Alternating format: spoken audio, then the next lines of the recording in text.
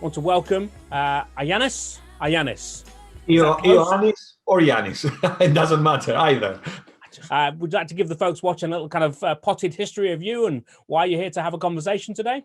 Sure. I mean, I guess my background is born and raised hospitality professional, betrayed professionals and turned academic about 20 years ago. But I have never really left the world of professionals, do a lot of consultancy work and research within the hospitality context. Worked closely with the Institute of Hospitality over the years, was a trustee for them. I'm now chair for the Council for Hospitality Management and Education. So I'm all things hospitality, if you like. So been baptized with the spirit of hospitality, I guess. Once it gets a grip, it gets a grip, eh?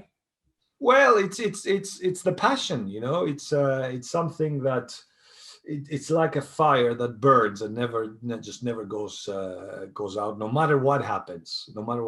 And I say that because things have happened. I think I use this word. I say hospitality people are hospitalers from the order of knights. That was, in medieval times. That doesn't exist anymore. But we are warriors. We are the fighters, and those of us who are there to defend true hospitality and excellence in hospitality are hospitalers. We are warriors. Oh, I like that. I think that's going on my next business card. Brilliant. I think I'll take that. So let's dive straight in. I mean, you've kind of touched on it, but what is it? What's appealing about a career in this great thing that we call hospitality?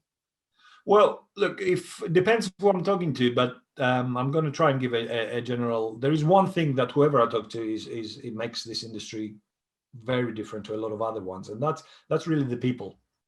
And it might sound a bit, cringy. The people, there we go again. But no, it is the people you work with and the people that you serve, the people that you look after, really make your day and they make your career. And for me, number one, the people that I've worked with throughout the years, the characters, and they can be challenging times, but 95% of them are just amazing people who will pull together the team spirit, the teamwork.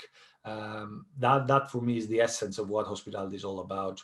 But of course, there are other things like depending on what profession. There's so many sectors, and hospitality is such a huge industry with lovely sectors in it. But traveling is another one for me, because I've traveled a lot because of hospitality, and that buzz that you get, when you're running an event and everything is going right, and you hear the people and you hear this buzz going around in the room, and there's so many more things. But I think these three, the people, the traveling, and the buzz, for me, is what makes this industry just amazing.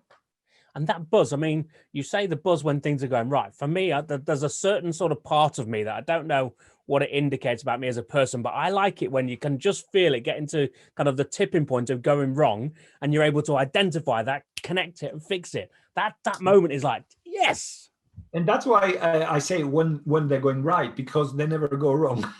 What I mean by that is they're not meant to go wrong, because that's what you're there to do. And part of your role as a manager in hospitality is just, being aware. You know how you have peripheral vision, we have peripheral senses, the seventh sense of a hospitality person, of a hospitaler. And it's pulling those strings, and it's like, I guess it's like a theater director, or when you go to these big concerts, the conductor. The conductor actually could be disappearing, and the people that are playing the different instruments know what they should be doing. They don't really need him or her anymore, but that's because they practice so much that they know what the next step is. And that's the job of the conductor, to make sure that everybody is perfect, so that when the time comes for the delivery, nothing does go wrong. Yeah, that's the joy. The muscle memory just kicks in and takes control, and everything just flows beautifully. Great expression. You've given me some great reasons there why hospitality is good and why it's a wonderful career, and why it's kind of kept you for so long and me for so long and so many more people that I know. But as a starting point, if anybody's sitting there thinking now kind of, right, maybe I want to go back into some further education and kind of develop my skills a little bit deeper, give myself that understanding. What's the value of studying hospitality at that further education level from your perspective? Well, there's been a lot of debates over the years, about is there a value for, studying further education and higher education. And I mean, for me, in my mind, there was never such a debate. But I'll tell you some of the reasons why I think there isn't. But let's start with the obvious one, okay? Let's start with the monetary part. In terms, when you look at £9,000 per year for the fees, if we take, the top extent, which is higher education, Yep. and we take those fees, 9,000 times 3. If you don't do a placement, if you did a placement, there's a fourth year, but normally the fee for that is minimal. So let's take the 3 years, right? That's 27,000. Am I right? Yep. And then you'll need about living expenses of, I'm a very generous parent, so I'm going to say 25 grand.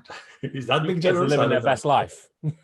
I was doing some calculations for my kids, and I think, around between 50 to 60 grand. Okay. Yep. And then we take the opportunity costs. Now, if you were going to work as a supervisor in the industry, is about 15. The average salary is 15K. Give or take. Yeah. Yeah, and it would take you about 3 years to get to supervisory level without a degree or without anything. So that would take you, you probably will end up on the fourth year with 20K. So I did some calculations and I looked what the break-even point is. And for me, the average, looking at the average salaries in this country, and I've added opportunity costs, I've inflated it as much as I could, and straight away you break even in 10 years because of the progression and how fast you would progress versus somebody who hasn't got either the knowledge or the degree. But it's not automatic, right? You still have to have the initiative. You still have to push yourself first of all. Don't think that by taking a piece of paper that just, it does open doors and you get into graduate schemes and things that are closed, doors that are closed for those that don't have the degrees. But to me, that's the last thing I care about. What is the value? But I have to say it because parents care, and parents are thinking, why should you get a degree to be a waiter? And that gets me, because throughout my life, being a waiter is what paid for my degrees. So, and there's nothing wrong with being a waiter. And from that, you learn so much from reading people, from being able to multitask, to being flexible, and your whole mind and the way you're thinking changes. But the experience of studying either at a college or a university, that doesn't have any monetary value on it, because it's not only what we teach in the classroom, it's what these kids do with each other, and it's the community spirit and engaging in societies. That is fantastic, and that is what I miss. I remember when I was a student, and because most of my studying had been part-time, I always missed it. Being able to be a full-time student and being able to have this, it's a luxury, isn't it? To be able to study a field and then come out of it and know so much without interruptions. And the other thing for me, which is no one will ever take from you, is when you study for a degree, you get these research skills that you can apply on anything you do. And many of my students may have transferred into other industries because that different approach to thinking and the people skills is something that a lot of industries are coveting, and they just grab you. And I've seen a lot of hospitality students who graduate and then Apple has come and said, there you come and work for us.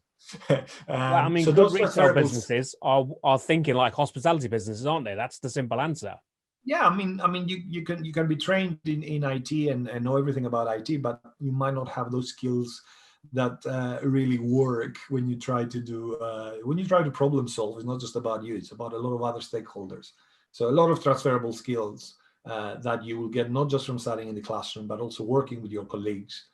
Other students, and I could go on about the value. I mean, to me, there's the question you should ask me is, Ioannis, are you going to send your kids to university? That's the question you should ask me as a parent, and I'm going to say unless they tell me, the life is their own, their life is their own. But my advice to them would be that yes, I want you to go there for the experience and to be equipped with those skills that you're going to be carrying throughout your life.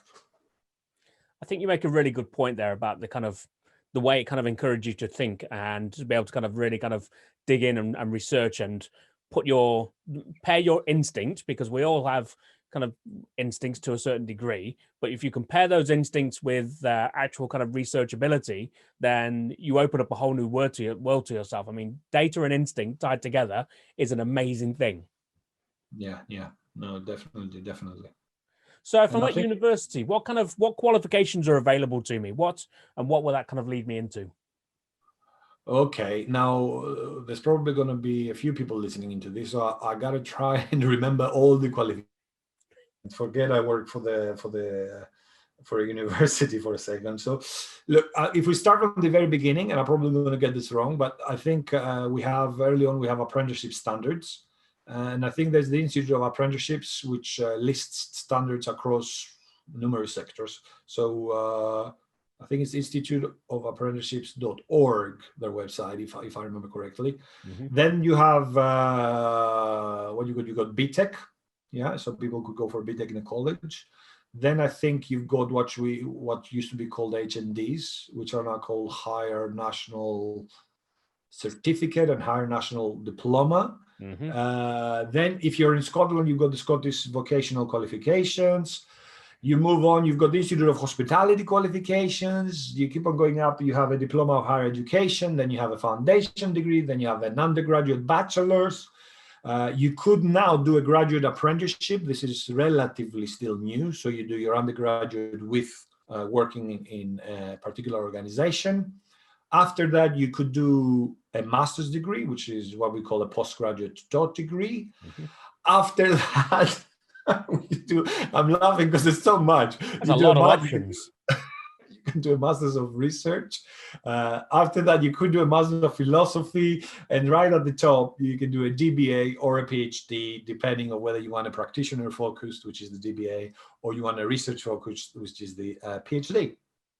I mean, did I get them all? I feel like I hope so, because otherwise, I'm thinking, wow. That was a lot. I apologize if I missed anyone. I mean, you've just reeled a lot off, so that's impressive. And I think how would you go about making the choice about which one was right for you? So maybe I'm a 20-year-old person who's thinking, you know what, I want to go back to further education. Well, that's the thing. When you look into, you go on the web and you try to find out what I should do. Quite often you look at the answer and you miss certain things that people don't tell you. For example, if you're a mature student, you could enter a university without the requirements, the A-level requirements, the maturity and the stuff that you've done in industry might give you a way in to do a degree. Okay. And it depends really. What you want to do depends on what stage of life you are and how much time and money you want to invest. It's like every other, I'll use the word product, and you can look at knowledge as a product. It's not a product to me. It's knowledge, it's much more. It's a passion. But if you want to look at it as a product, I'll say this to you, you want to buy something cheap, you buy something cheap. You want to buy something that is a higher quality and it costs you a little bit of more money and you can afford it, you go for that. So yes. It's the same thing. And if the one thing I'm going to say is make sure that you have that passion for learning, and that's what's going to carry you, and that's what's going to dictate to you what you want to do next. Do you want to reach all the way to PhD? If you asked me 20 years ago, Ioannis, are you going to be an academic and will you be a PhD? Will you complete a PhD? And I was going to look at you and say, you're crazy, man. I've got my family business to run, back home in Greece, hotels and restaurants, and I will never be an academic in my mind. Yeah. That's interesting. Yeah, that's really interesting.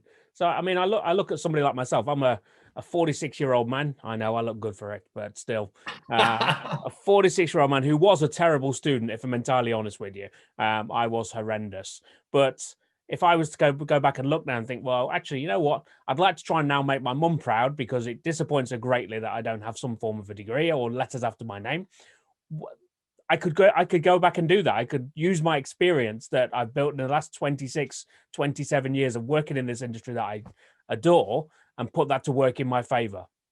When I was a student, all my teachers used to tell to my mom, he's a very clever lad, but he doesn't do the study. So, I was on a motorbike and I was a free spirit. I never thought of studying. I would do the assignments during the breaks that we had in the Lyceum, and I was very quick at that. And, and then I was getting really good grades, funnily enough. That's impressive. I don't know. I don't know why. I like pressure. So when the more I'm pressured, the more I'm like a steam cooker. So what I'm saying is, but I never thought I am clever or intelligent or whatever words you want to give. I always knew I was tenacious and persistent. And intelligence to me is a word that is sort of misconstrued. And there are different type of intelligence, right? You can have academic intelligence, you can have emotional intelligence, you can have business intelligence. It doesn't mean that if you have the one, you're better than the other. Mm-hmm. If you want to study for any level of degree, the fact that you work in this industry and you got some management experience means that you are intelligent by default. You can't be in the industry and run a hotel or run a restaurant without being intelligent by definition. So for me, I take that as a granted, right? Yep. And I said that even if you call yourself of average intelligence, which is what I call myself, you can still study all the way to the top level. You just have to have the love, you have to have the passion, you have to have the persistence, and you got to be humble as well to say, the moment you say I know it all, that's the moment when your learning spirit dies. And that's when you stop growing as a person, you stop growing as a professional, as a father, as a husband, as anything, Well, I think most importantly, it's the moment you start to go backwards, because I think we have to maintain that sense of openness to the idea that we don't know it all. Backwards is not an option. Like it. So we've kind of touched on the when we were talking about kind of the cost of it, about the impact that it can have on your options. What do you think that having these qualifications can really do for my ability to get a job and then me move forward? Well, you got to be wary, and I don't know if people outside of this country will listen to this video. We're doing this for UK audience, and we are lucky that we don't have. I don't think we have unscrupulous organizations that are going to promise you the world. Mm-hmm. I say that how it is. It is you and only you, when you finish with a degree, that you are the captain of your destiny. No one else. And I have seen in industry people with a master's degree, and I remember I didn't have a master's and I was managing them. And then that can happen. If you're lazy and complacent, no matter how many degrees you're holding, you're not going to move on. But what a degree and an education does for you is equips you with the knowledge and equips you with that label, if you like. Having that degree showcases that you're determined, and you've been learning about this industry. You've been practicing also. It's not good just getting a degree and not doing stuff whilst you're getting a degree. I'm a great believer that if you're studying, even if you're studying full time, get the opportunity to work. And if I can do it, anyone else can do it. For my first degree, that's exactly what I was doing. So what is it going to equip you with? It's going to equip you with a confidence, which people underestimate. Every time you make a decision, you will know when it turns out to be the right or the wrong decision, you will know why. Somebody who is instinctively a good manager may do the right things, but they need to validate that. And they don't know, should I repeat that formula? You will know that. And that's what, if we were to look at the curve of you learning, becoming better, it's like this. But you cannot stop reading. You cannot stop training. When you go to the gym, and I remember when I used to go to the gym and I had a 6-pack, and my kids now laugh and say, now, Dad, you have a 1-pack. And I say, yeah, but I've been to the gym and I've got the degree, right? I had a 6-pack. So once I got a 6-pack, I always have a 6-pack. No, I have to keep on training to retain those muscles. Muscle memory doesn't work that way. So I say to my students, you get a degree, don't forget, you need to keep on going to the gym of the mind, and keep on reading and keep on philosophizing and keep on talking to others and trying to decipher what is best practice and how best practice evolves and changes. Okay, so you will be equipped with lots of stuff, confidence. The degree itself opens doors. The research skills that I mentioned before. There is no value you can put on. Do you know how many parents come to me and ask questions that I'm saying, but it's on the web? And then I realize, of course, I don't say that. To me, it's like 3 clicks away. Yep. And they know how to do that because they don't think that way. They don't think, and even if they think like that, they go to one source and they say, oh, it's what color is it? It's black. Well, there's no black and there's no white. There is a lot of shades of gray. And what you got to do is you got to pick different sources, and you got to know what sources are valuable and good for you to be able to pull them together and make a judgment. Yep. And that's a skill that you need years to learn. And the 3 years of a degree gives you that opportunity to be able to do that.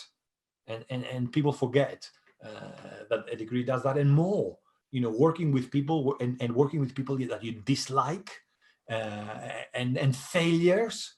You know how many times a student comes to me and they failed an assignment, they failed a project, the team has collapsed. And to me, that's like gold.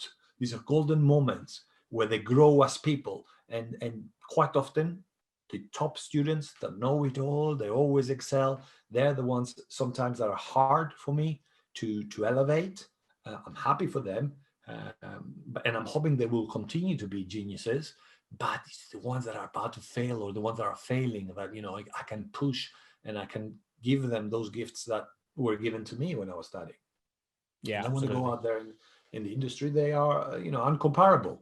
Not just on basic hard skills, but also on attitudinal skills and how they perceive life and how they address problems and problem solving.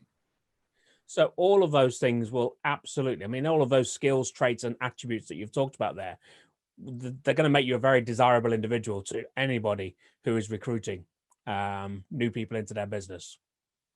So how can I make the choice about which is the right college or uni for me to go to? Because there's a lot of options out there. Look, even when I was in admissions for my university, and parents and students used to visit, and I know it's harder now to visit, and you have to do stuff digitally, but you can still get an idea for culture of a place, and you can even get an idea of the physical environment of a place.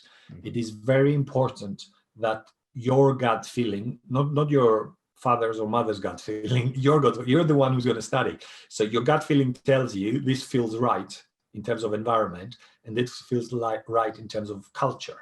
Mm-hmm. Because not every university or every college or every school is the right one for my kid, right? And my kid knows their instincts and feelings better than I do. Yeah. And kids go into different personas, you know, when they're in front of you, they're this other persona, and then you surprise them when you see them with their friends. So let your kids guide themselves. That's, you know, that's part of the process. Obviously, there are certain indicators. I mean, you can look at indicators of quality of a college or of a university, but also look for indicators specifically for the subject of hospitality. The educators that are there, and an easy one is, are they producing books?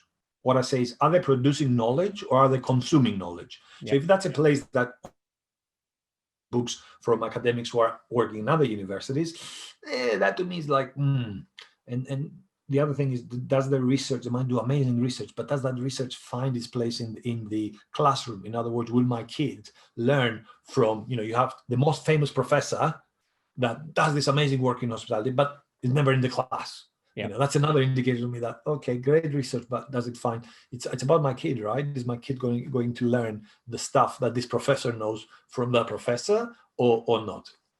And there are other indicators, but once you visit and you hear what they have to offer, and even digitally when they tell you what is, you know, the value things for their university, you start getting a gut feeling. Start researching early is what I always say, and always go to at least 3 colleges if you're looking for a college, or 3 universities minimum. It's like when you go to buy a house, the first house you see is actually the one you end up buying, but you've seen another 50. So if you're doing it for houses, why are you not doing it for your kids' future? Okay. Absolutely. I think, I mean, it's funny, really. Everything you just described is the same process that somebody described to me last week as kind of finding a new employer, finding the right employer for you. It's culture, it's values, it's fit, it's making sure that you feel good there, making sure that it's creating an environment for you to really just flourish and be the best version of yourself. Absolutely, absolutely. Yanis, thank you very much. You just blown Pleasure. me away. Absolutely blown me away. Thank you, dude. Brilliant. All right. Thank you. It's lovely meeting you. And you too.